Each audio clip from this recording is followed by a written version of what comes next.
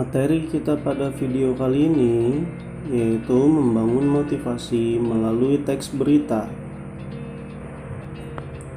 Dan bahasannya yaitu definisi, tujuan, ciri-ciri, sifat, unsur, dan pokok-pokok dari berita. Menurut Kamus Besar Bahasa Indonesia keluaran tahun 2008, berita diartikan sebagai cerita atau keterangan mengenai kejadian atau peristiwa yang hangat. Dengan begitu, berita dapat diartikan sebagai laporan, kabar, pemberitahuan, atau pengumuman. Berita dibuat untuk tujuan dipublikasikan atau diumumkan pada orang lain.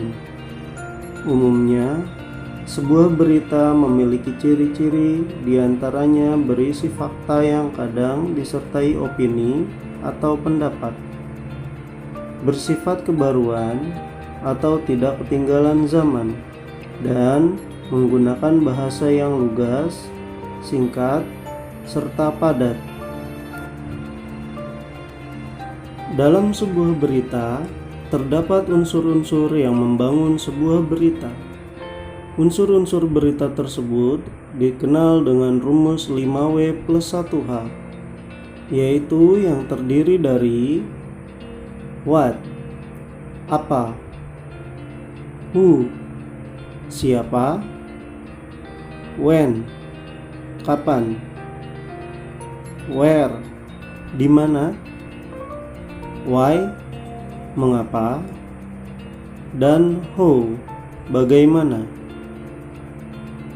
Unsur-unsur tersebut digunakan untuk menulis berita atau melaporkan suatu peristiwa.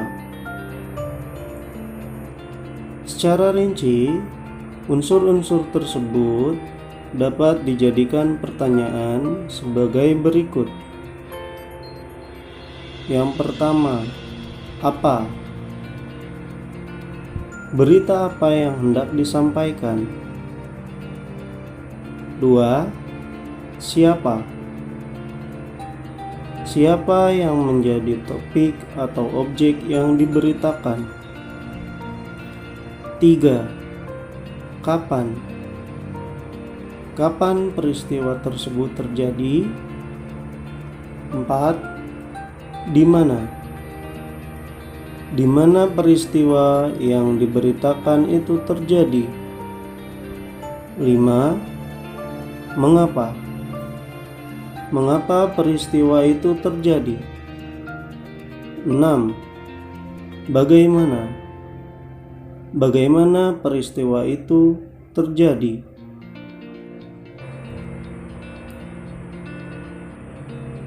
Pokok-pokok berita adalah hal-hal penting yang disampaikan dalam berita tersebut. Pokok-pokok berita dapat ditemukan dengan membuat pertanyaan atau menggunakan rumus 5W+1H, yaitu apakah, siapakah, dimanakah, kapankah, mengapa, dan bagaimanakah. Jawaban dari pertanyaan-pertanyaan tersebut dapat menjadi pokok-pokok sebuah berita. Itu berarti unsur-unsur berita merupakan pertanyaan-pertanyaan dari rumus 5W+1H, sedangkan pokok-pokok berita merupakan jawaban dari setiap rumus 5W+1H.